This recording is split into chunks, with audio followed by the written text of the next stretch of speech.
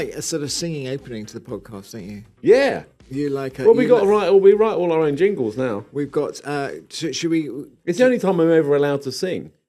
Okay, ready? Yeah. A 1, a 2, a 1, 2, 3. Welcome to the James. Oh, come on. No. We're going to go straight into it. Oh, we're going Okay, start again. From the top. Okay. Take it from the top. A 1, 2, A 1, 2, 3, 4. Welcome to the James and Joe Garden Show. I call that harmony. I think we're like a barber's shop. This is the only time duo. anyone lets me sing. Honestly, when we used to drive around with the kids in the back of the car singing Wheels on the Bus, they'd say, Dad, shut up. You're so out of tune. It's terrible. I was a chorister. Were you?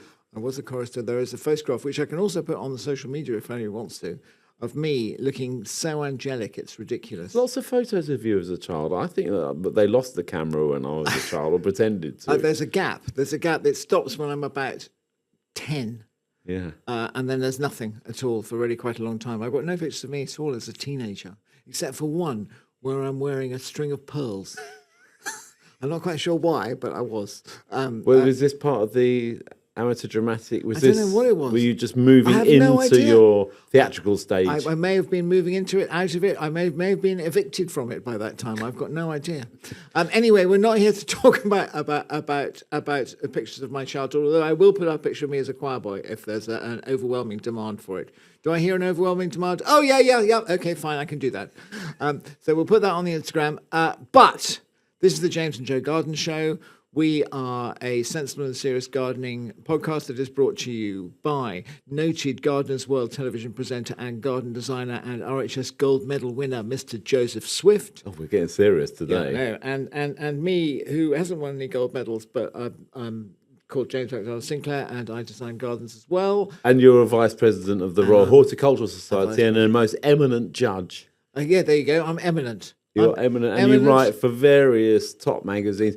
Can I just have a little moan now? Of course you can. Not about you or me, obviously. But everyone's got a podcast these days, haven't they? They're all moving into this gardening space, aren't they? You got all these comedians and all these other presenters, and they're moving into our space, Jimmy. I don't know what we're going to do. And, you know, they've got their millions of followers and this, that, and the other, and they're all like, they know that gardening's where it's at. Yep.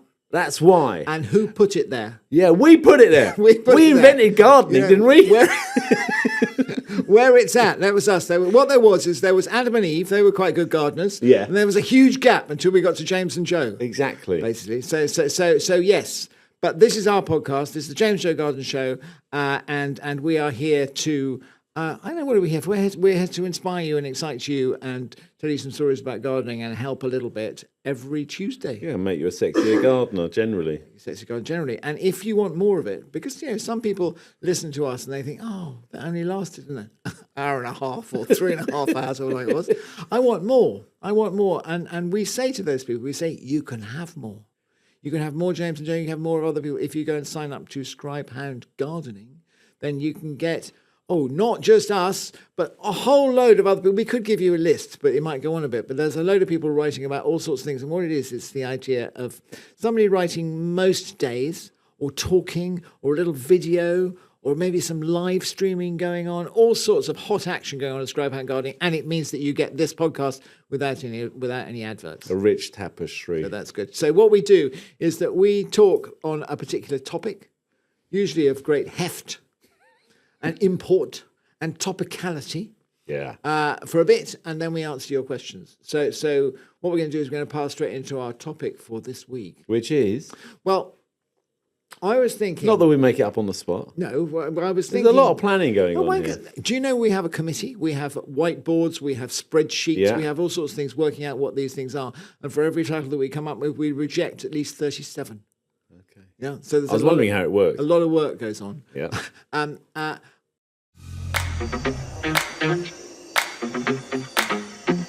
But this one here is basically inspired by what is happening around us at the moment, which is the fact that, have you got in your new garden, in Joe's new country garden, have you got an apple tree?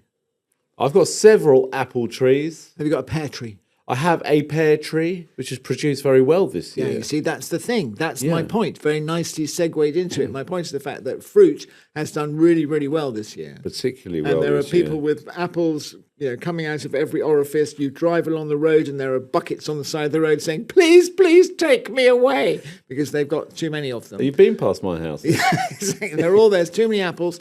We've got apples all over the table, not because our apple trees are quite young, so they haven't really produced very much yet.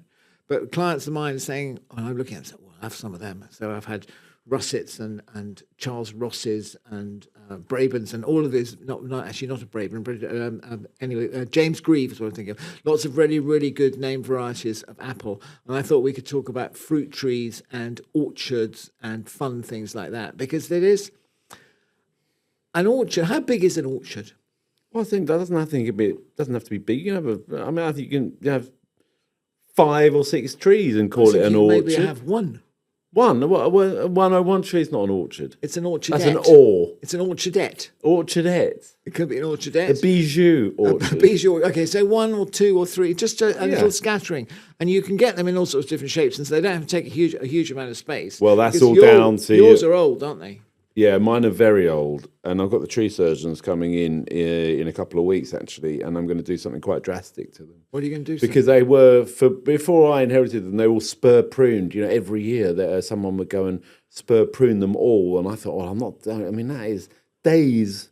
It's a lot of work. It's a lot of work. They're big old trees, and I thought I'm not Just doing explain spur pruning to those people who live in far off places and may not know what you're talking about. about. Well, I don't really know what I'm talking about either, which is one reason why I thought I'd just leave it, because it all looks a bit complicated to me. So supposedly you have the water shoots, the ones that come off, and you have to shorten them because you got to shorten them, and then you got to shorten. Fruit. You have to keep shortening them and keeping it really quite tight, and to produce more more fruit basically, and keep the tree at a certain size. But it was Tom Hoblin when I went and filmed with him. Was that last year? I think it was last year. He's a garden designer and apple expert. He's an apple expert, and he's got a crinkle crankle wall in his garden. Has he built that? No, he inherited this. It's an ancient old thing. Okay, so hang on. We better explain what a crinkle crankle. A crinkle crankle wall. I love a crinkle crankle. Well, I didn't know what a crinkle crankle wall was until I went there, and actually they dropped it out of the film. But I thought it was the best. So what is it? Tell us what a crinkle crankle wall is. It's a wavy wall. It's literally a wavy wall, and apparently they're not sure why. They think it might have been done because it has very little foundation, so actually it's stronger to build a wall like that. But also, if you're going to grow fruit against it, it's warmer because you've got those indentations of the waves, really. And that's and it's built out of brick, and it's a beautiful thing. And the Crinkle Crankle Society turn up. Sometimes they let him know, or sometimes people just say, turn up, knock on his door, can I see your crinkle crankle wall? And I thought it was all quite hysterical, really. I didn't know that Tom had one of those, because I love a crinkle crankle wall. I've designed one into a garden that hasn't been built yet, but it's about to be you've designed a crinkle crankle? I thought, I want a crinkle crankle, and we're going to grow fruit against that. And because the thing about it is that you can grow it, you can build the wall using fewer bricks, so you can do a single brick rather than double brick. This was a single brick wall. It looked like it might fall over soon, I think. But it's sort of there. So yes, crinkle crankle wall. Anyway, apples. No, so apples. So I went and filmed with him, and it was really interesting because I filmed quite a few apple growers over the years, and he basically said, don't bother with all that spur pruning, because he's got an orchard, he's got them randomly dotted, he's got quite a large garden, but he's also got a kitchen garden where he grows them as cordons on a wall, a metre spacing. So we talked about all sorts of stuff, and we did some grafting. I mean, not grafting, not digging. Oh, actually, tree grafting. He's an expert grafter. That was so. Did you do budding? Did you cut a it was a notch bud. and do all that kind of stuff? It was a bud. Have you got any photographs of it that we can put on our social media? Well, it's on the BBC, so you can watch it. When? Stop all of that stuff with all Sometime. I'll try and find a photo. I'm very bad at taking photos. Well, I mean, we can find a photo with the idea. I mean, I've never done it. Anyway, I've got to get to the point. The point is, he said, don't bother with all your spur pruning because you're going to produce ridiculous amounts of apples. How many apples do you bloody want? Well, that's a good point. And I've left them now for 2 years, and this year they are absolutely covered in fruit. And they're really quite dense because they're old apple trees, and they're really dense because I haven't touched them at all. So I'm now going to try and make them more aesthetically pleasing and working nicely with the garden visually, knowing that they're just going to produce loads of apples anyway. Yeah. That's going to be the approach. And are they good apples? Yeah, there's some Bramleys, and there's one that I don't know exactly what it is, so I need to get them down there to taste it. But does it taste good? There's one that is absolutely delicious. Yeah, because I remember As an eater rather than a cooker. we planted an orchard for the millennium. Oh, We thought, this is it. When we were in our previous house, when we were in Northamptonshire, that there was an sounds orchard like for quite an the millennium. official thing to do. Did you have? No, I know it was fun. I gave it to there like an official Celestia opening? as a present, and everybody said there was a tree from me and a tree from each of the children, and a tree from the cat, and a tree from the dogs, and a tree from the chicken. All that kind of stuff. So we had all these trees, and I bought these trees that were rare and unusual varieties. Okay. So I thought that would be quite a fun idea. The problem with rare and unusual varieties If there's a reason why they're rare and unusual. sometimes there is a reason why they're rare and unusual. It's because the apples taste disgusting, or they Right. don't produce enough fruit, and all Yeah, that kind of stuff. yeah. So we got a really good russet. I love a russet. Do you like a russet? Yes, I do like a russet. I think it's Apart eggplant. from, if it has a funny texture on my tongue, it makes me. But that's what's quite nice. No, but I'm a bit of a. I like a peel. I'm a bit weird when it comes to. You don't like peaches, do you? textures. Ah, stop it! Peaches on my tongue. I've got a funny thing. It literally just goes down my spine. I like the fact that it's you bite into it and the first thing it feels like a cat's tongue. It's that sort of Stop roughness. it, stop it! When a cat, No, stop it! a cat's licking you in the face. Ah, I'm in pain here. It's like a But the taste of a then you get russet. through it, and the taste and the texture and the crispiness of Yeah. it is pretty amazing. So we had an Egremont russet that was really good, and a couple of others that were really good. But there was some you think, I don't know why we bothered to actually grow this. And then we moved house, and so we got a couple of other apple trees that I planted, but I cannot remember what they're called off the top of my head. But the other thing that we had Doesn't matter what they're called because they're horrible. Well, no, I think they might be good. You've waited 5 years for them to produce Well, that's a the lot of problem. fruit, and then you're like, okay, fine. it's a right. disappointment. But the other thing that we did have that is a success is that Mark Giacono, who you can go and read on ScribePad as well if you subscribe, which means you get no advertisements. Remember that bit I was talking about earlier? Yeah. Mark Giacono is one of the people. He's a bit of a fruit expert, and I quite often buy orchards from him.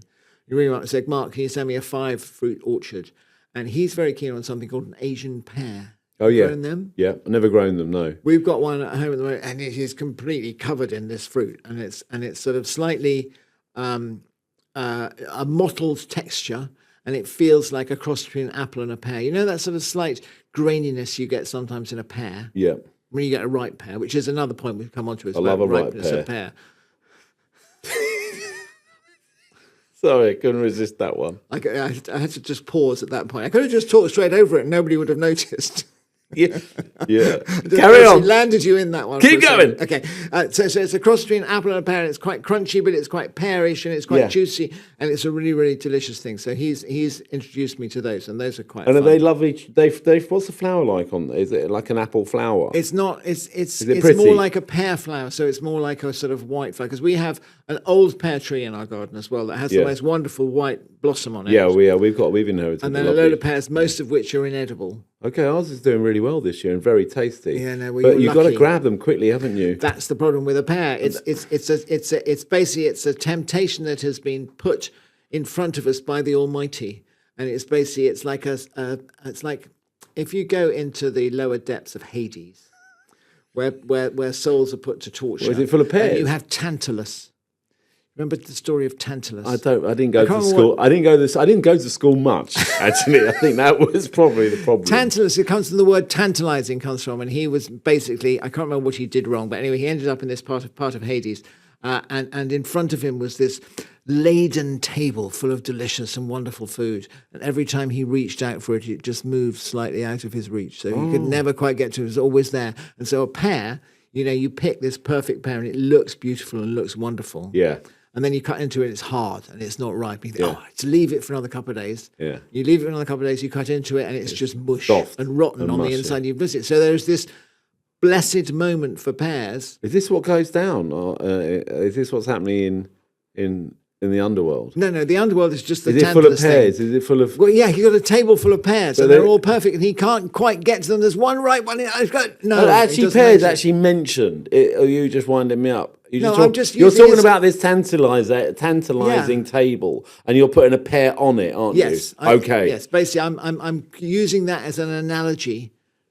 A I know what an philosophical analogy is. analogy for this pear thing, and the fact that it's very, very difficult to actually get a perfect pear because they either don't ripen or they ripen too fast. Yeah, we've got a very good crop of pears, and it's just right outside the door. And we go and pick them, and we've started juicing. We started juicing them. Oh yeah, Juiced your pears and juiced your apples. We've been juicing pit, but we had an amazing weekend last weekend because we went to this old apple press, which is up the road from us, because our neighbours who have got lots and lots of apple trees, gathered hundreds of apples, drove up loads of them.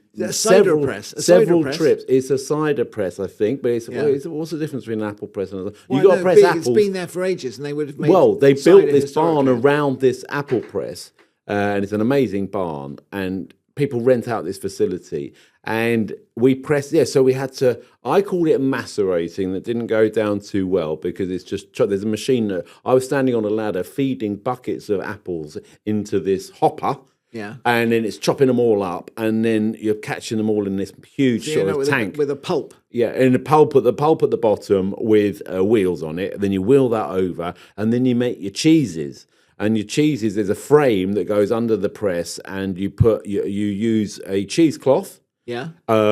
Which is it's not like a cheesecloth shirt that you might have worn in the 1970s. Is it not? No, it's much thicker and heavier. It's sort of more like a sort of tarpaulin type I material. had a cheesecloth shirt that I wore to parties when I was granddad a teenager. shirt, did you, without collarless? No, it had a collar, and then I had a velvet jacket and a pair of quite tight Wrangler jeans.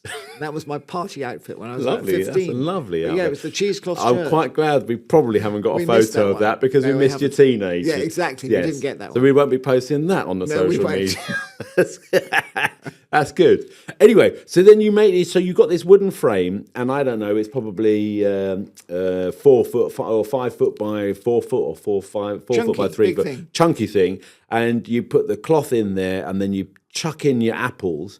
And then you have to fold it with sort of hospital corners and make it all neat and everything. Yeah. And then you put some bamboo canes on. Then you take the frame out, and then you make 4. Well, we got 4 frames high. Oh, so you got a whole pile of cheese, like You a got wedding a whole cake. pile of cheeses, and already the juice is pouring out the bottom just from the weight and the pressure of the apples on top of their apples. And then you got a bucket down the bottom. We're pumping it out into these other tanks and everything. And anyway, we did 4 of these, and it's a lot of graft, I've got to say. But you know me, I love a bit of graft. I was doing all the shoveling and everything. Yeah, were you shirtless? No, I wasn't shirtless. But it did look like a sort of Gardens Illustrated. I took a few photos. Oh, I could put a photo. You put that one up. I put that one up. Yeah. It did look all because the light was streaming in, and it was autumnal. It was all beautiful and autumnal.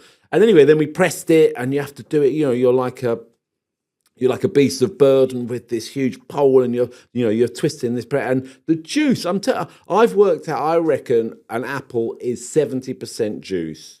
Yeah. And then they pasteurize it down there as well. How do you you heat it? You heat the bottles, and you heat the apple juice, and then we actually didn't turn up the next day. I was so tired from that. then when they're doing the pasteurizing, I said, "Well, I'll leave it to you." But we're going to put our apples in with our friends next year, like a cooperative. Yeah, like it's a bit. Well, it's a bit like grapes. you hire the press, and then you basically. Take your apples up there, and you end up with loads and loads of apple juice. And there's only a certain amount of apple juice I want to drink, actually. And then you end up with the cake. These cheeses are sort of dried out, pressed apple, and they're like a hard sort of granola texture. Apparently, you haven't seen them yet, and they get fed to the pigs. Oh, okay. But it was really interesting. That is quite nice because we have a charity near us, really, really good charity called Farmability. That's basically farming, gardening with people with mental health problems and stuff.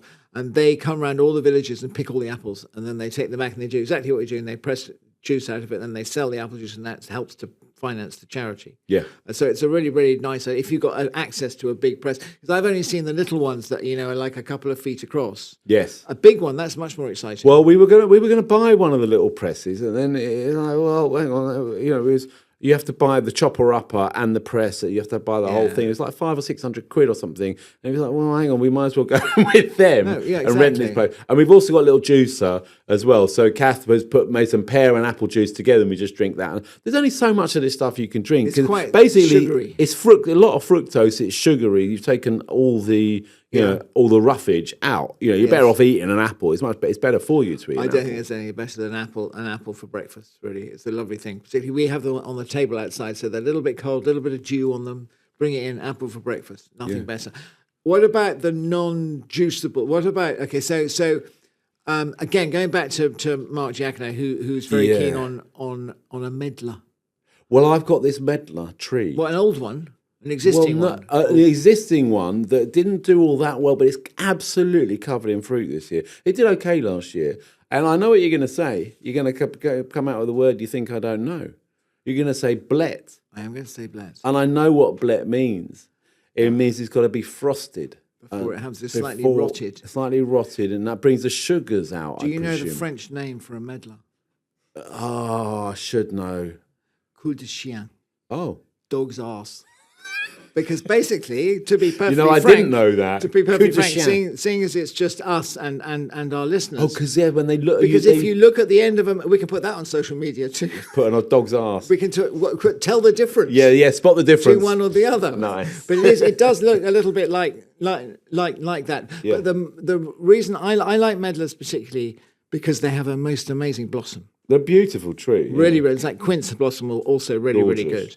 But what are you Cydonia oblonga. So oblonga vranja is the one that we've Vranja is the most commonly grown quite one. Nice, but there's also great big ones, huge. I mean, lovely things. I've been gathering quinces from various clients' gardens as well this week.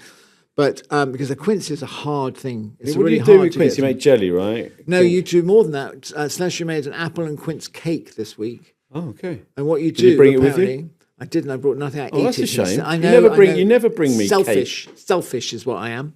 But you put the quince in the oven when you're cooking something else, and it basically in its skin, and it just sort of mushes down to mush. And it was really, really good. It adds extra thing. But medlars. Well, the medlar I'm going to do Mark Diacono's medlar sticky toffee pudding. I've talked about it. He's got a recipe out there. I'm going to put it to the test, and I'm going to see if it's really as good as he says it is. And I'm quite excited about it. I've just got to wait for the blet. Because he is quite convinced that is his legacy to the world. Oh, okay. It's the one thing in the world that he's done. I rather agree he hasn't done it much else, apart from write 1,700 books and all that and grow all this stuff. But basically his main thing on his gravestone will be the recipe for medlar sticky toffee pudding. So I'm quite interested in the fact that you're going to try it. I would quite like a bit of it, please. Okay. I wonder if you can force blet something by sticking it in the freezer. I'll ask Mark. I'll text him. Ask him and see how that goes. Okay, so I think that we've reached the end of our time. Well, I just want. Yeah, okay. I am going to plant lots of fruit trees. I was meant to do it this year, and I'm going to put a shout out to Frank Matthews, yes. Frank Matthews, who have been really helpful on a couple of projects that I've done. And they sell fruit trees, and they do all the bare rooted stuff, and they do all this stuff on rootstocks. So I want to increase my range of apple trees, but I don't want to use a lot of space really. So I'm going to go for cordons. We have talked about this, but I think also we need to open it out to our listeners a little bit, James, because not everyone's got space for an orchard. No, they haven't. That's why I said an orchard. Not all landed gentry. Some people have trees that grow in pots. You can have one tree in a pot. Yeah, one tree in a pot. Cordons, a 1 meter spacing, roughly. You need to have a wall, though. A wall, or a fence, or you can have a freestanding. You can create a freestanding structure with posts and rails, or posts and wires, which is probably what I'm going to do. I'd quite like to do a podcast just on training trees one day. We can do pleaches, we can do espaliers, we can do cordons, fans. We can do fans, we can do all of these things. We can do goblets. Oh, we could go on but for people hours. are going to want to see practical. They're going to want to see you and me with the secateurs. Actually doing the business. Well, we could do that too. We could do that on a sort of little live streamy thing. That would be a comedy. That would be quite fun. I'll do a bit of pruning. Have you got any more of these? Because I've just ruined this one. Ruined this one. There it goes. Anyway, that's our little trip into the orchards, and now we're going to do the second part of this podcast, which is questions.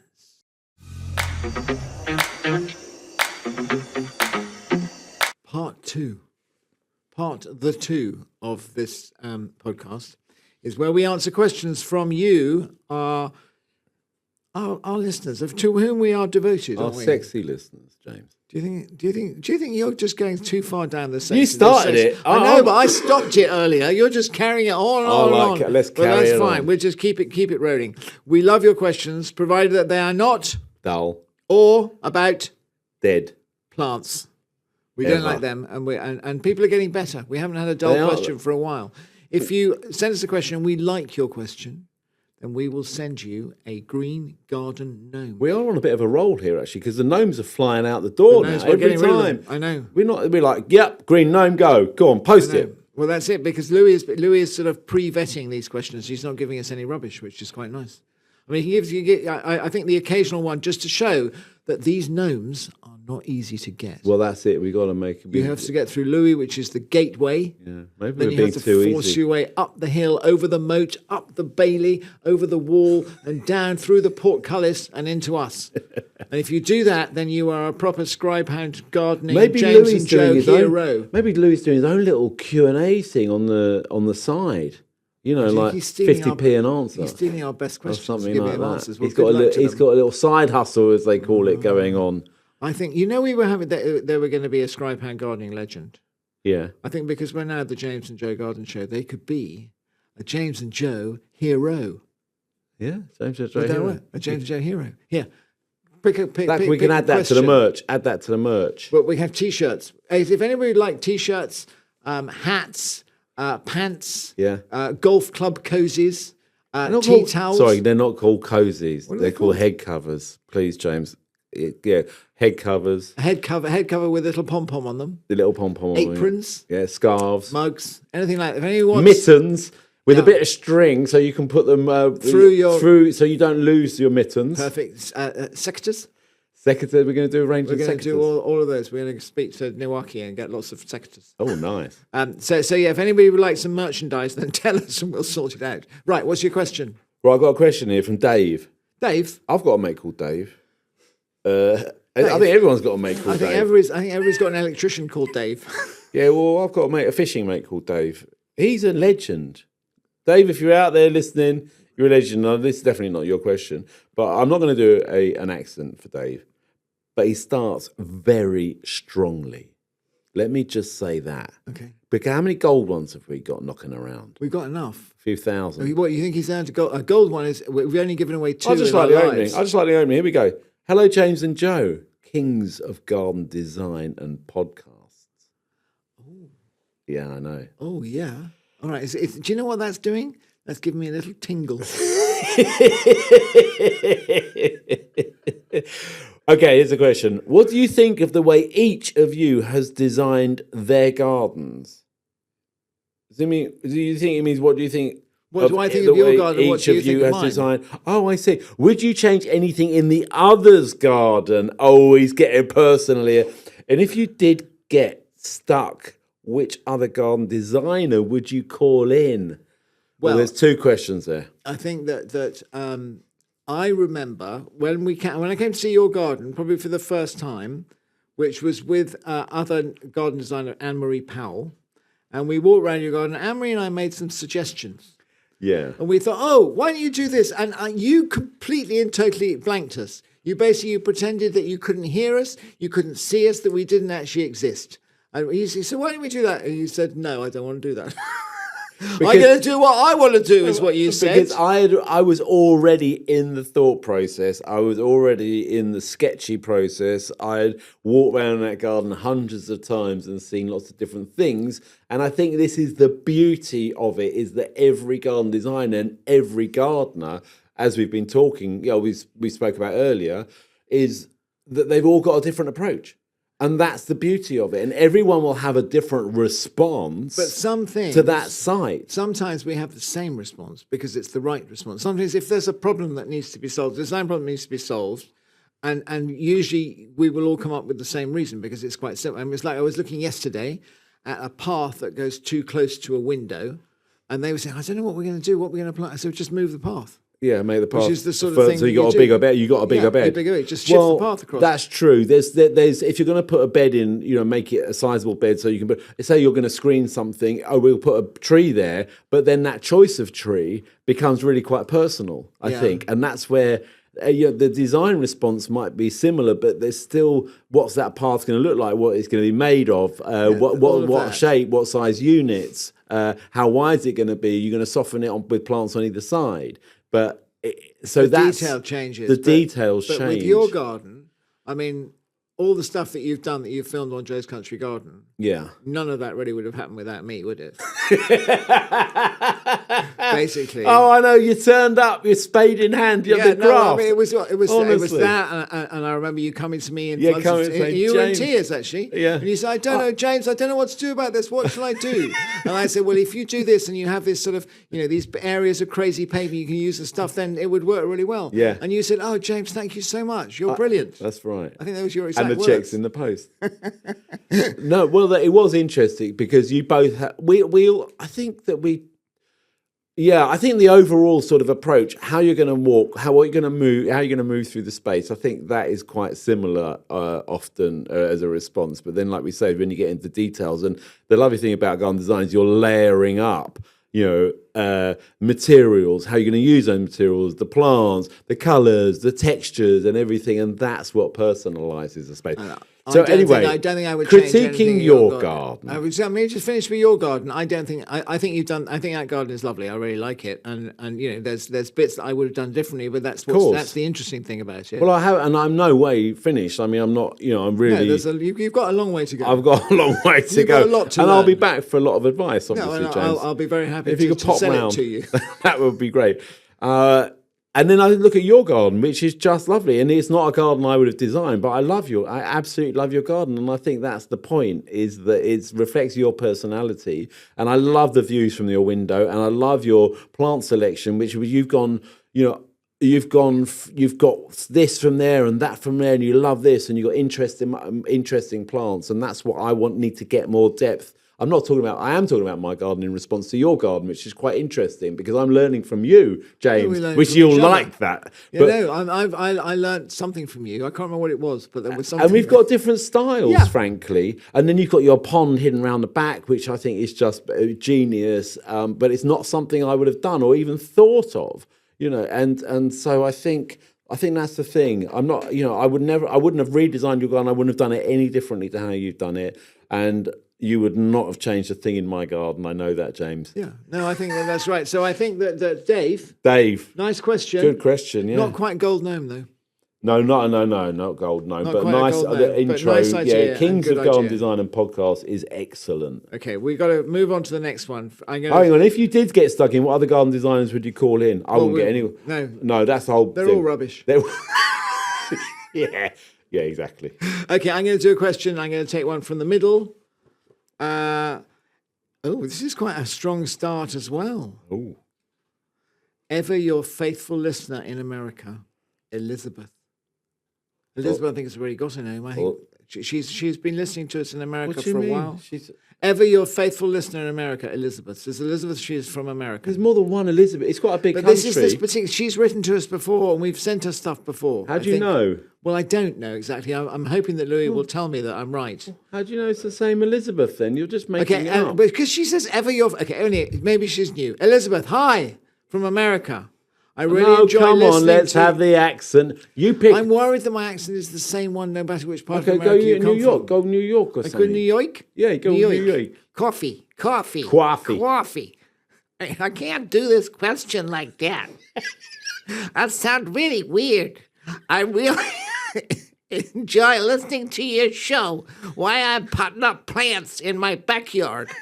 I recently discovered the British sitcom The Good Life, 1975, and I can't do this. That's good. I'm enjoying it. I sound like a constipated soprano. Well, you need to relax a little bit because I think you are gonna do some damage. Binge watch the entire thing.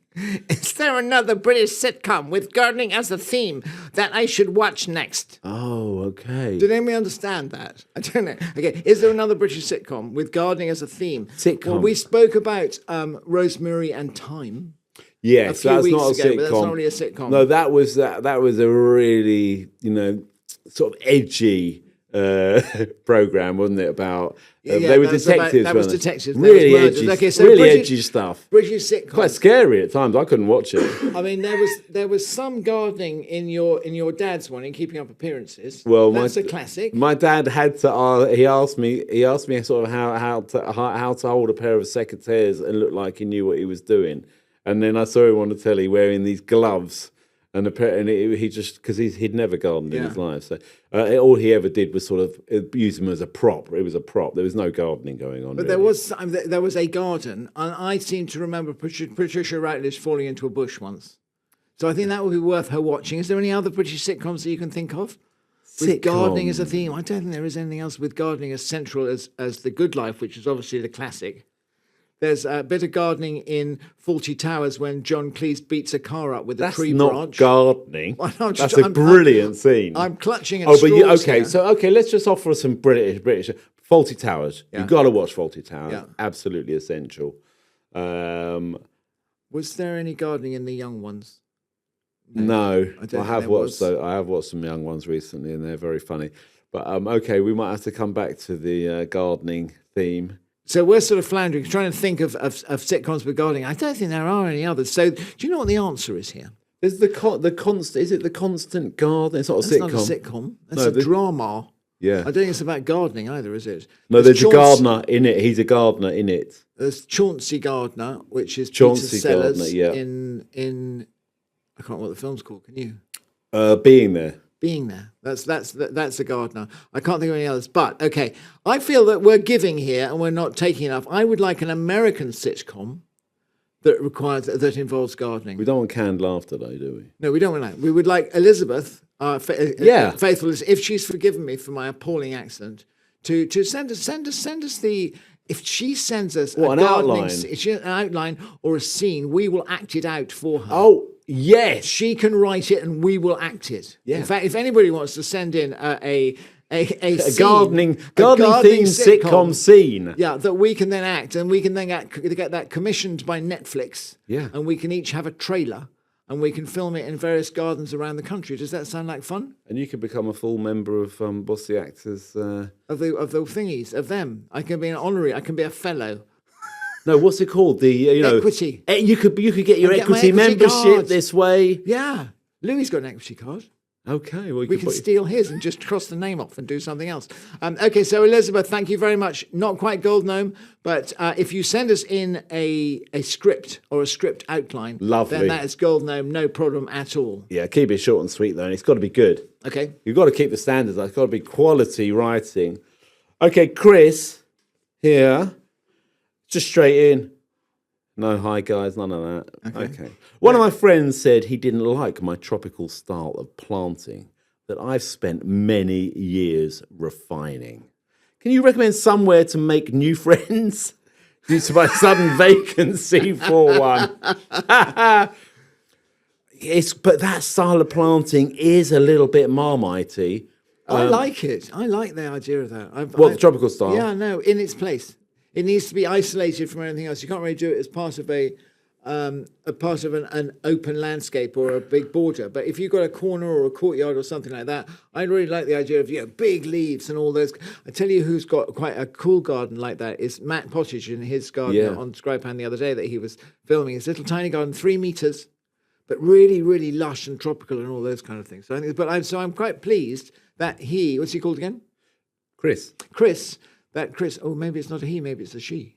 CHRIS, I think that would that's probably, Chris. Yeah, probably. And also, that style of planting is male. I'm sorry. Yes, it is. No, you're absolutely because right. I used to have a shop in Islington, and I sold a lot of exotics, all the tree ferns and the bananas and the shamrocks and the Buteas.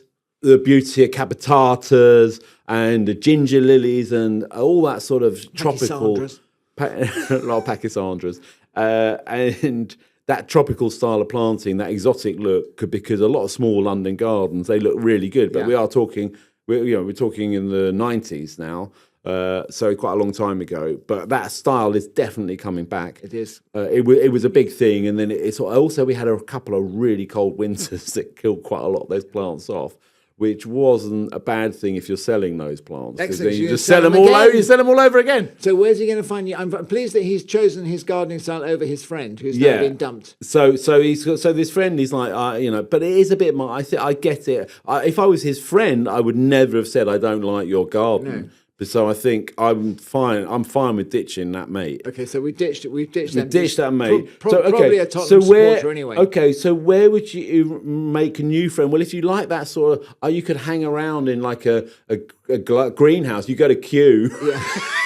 You hang around. Hang around tropical houses. In tropical houses. Just loaf about. You just go and sit on a bench in the tropical house and queue and wait for someone to come pick you up. Something like that. You could do that. You could sit there. You could go to somewhere like Architectural Plants, which is a nursery that specialises. Which has got some really Go good down stuff there, in it. you'll find like-minded people, I guess. I don't know where the best tropical garden is in the country. The Abbotsbury's got a great one Abbotsbury near is me. good. Yep, Come down to Abbotsbury. They down do by a the light seaside. thing at Christmas. They do like an amazing light show and you walk through. That's quite fun. There's Tremenere has got quite tropical bits down in Cornwall. So Cornwall, Scilly Islands, all those sort of places will have them. So you can go and hang out in places where other people are looking at jungles. Yeah. Or you could go to a jungle. Yeah, you could go to the real thing. You could go get to on the a plane, Amazon. go to the real thing, and find a new friend. Yeah. We don't need any more friends, do I we, spent James? 5 days in the James, jungle. we don't want another friend, do we? Really? No, we don't. No, we don't. Enough. All we need. And we don't want someone who's got a tropical garden like that, really. No, we don't want that. I spent 5 days in the Amazon jungle once. Did you? Yeah, we used to eat piranhas for breakfast. Wow. They're very bony. It's usually and the not other way terrible. round, I isn't know, it? but then I'll tell you that story bet they're another very time. bony Another fish. time, but there's a bone. It's a bony fish. Right. Last question. This is mine, and this is Beverly, who comes from Northern England, which is appropriate because there's a place called Beverly. Beverly in Northern England. Come on then. Dear James Come on. No, not yet. We're just going to You work do a into very it. good I'm Northern. exhausted from my New York accent. Yeah, fair enough. Your podcast, and also somebody on Instagram the other day said that I couldn't do a northern accent for toffee. Said I was rubbish at doing northern accents. So I'm quite miffed and I'm sulking slightly. So they weren't talking about me and my No, they were northern talking about accent. mine. They said no, he can't do it. Your podcast, dear James J, your podcast makes me laugh a lot. Thanks. Good start. Lovely. Going down the gold road. It's like a bobsleigh run. You're going on what's it called? The fast run on a ski slope or a bobsleigh? The black run. Okay. My question is, do you adapt your garden design skills to interior design for your homes, or is the whole appeal in being outside? If you like interior design, are you drawn to fabrics and wallpapers with plant designs on? Or if you aren't interested in interiors, what makes the outside so appealing in contrast to indoors? Interesting. I'll tell you that is quite interesting because we've got a downstairs loo. Yeah, I'm glad. And well, it stops everyone having to go upstairs if they need the loo. Or outside. Or outside. I don't mind people going outside because it might scare the deer off and stuff. Only for number ones, obviously. So, I think we've been through that. Now, it was really interesting. So the downstairs loo, we wanted to put a sort of wallpapery thing. A feature wall, is that what it's called? Well, it's a tiny little loo, but we wanted to wallpaper it rather than paint it. Yeah. And kept coming up with sort of, flowery, planty wallpaper. And I had a bit of a problem with it because it's like the garden is the picture here. You can't actually see the garden from the loo. But then some of this wallpaper had Banksias on it, had acacias on it, had exotic plants on it that felt wrong. And then some of the wallpaper we looked at had roses on it. It's like, well, why? I didn't like that. So no, I would rather something more neutral as an interior and all the plants are outside, apart from we have got some indoor plants. Is this making any sense to you at all? But It's sort of I had that sense. conflict. Sort of makes sense, but it's going on for quite a long time, and I sort of switched off and got a bit bored of it after a bit. Yeah. But yeah, and I do understand what you mean. But her question, I mean, we like being inside, we like being outside, but we prefer being outside. Yeah, but I also don't like too many floral motifs inside. I think I the like point. plain, so that because you've got that really nice window. Yeah, and I don't want looks things that out. are conflicting with my view out. And it's really easy to put plants inside or stuff on the windowsill or have wallpaper or a colour. Now, that's another interesting thing. I could go on for hours about this.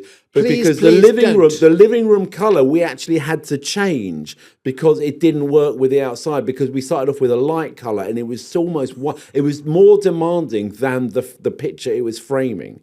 And Okay, I so get we that. had to tone it down and go a little bit more oatmeal-y. And at the moment, going into our autumnal colours, it looks absolutely perfect. And it meant we literally had to paint the room all over again, which was a nightmare. And it would be much easier to lose it. But I'm so glad we didn't. So yes, there's definitely, you know,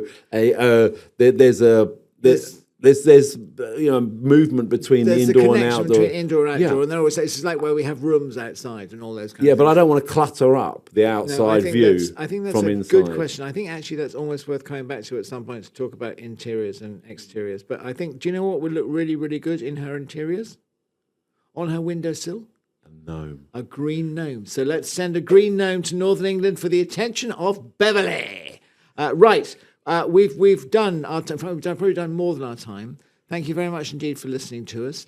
If you are one of the lucky people who have had a question answered and we're getting a gnome, then I hope that you enjoy your gnomes. Go and give us a review somewhere, because that's our sort of quid pro quo for getting a gnome. Is go and be nice about us on Apple Podcasts or on Spotify, or tell your friends.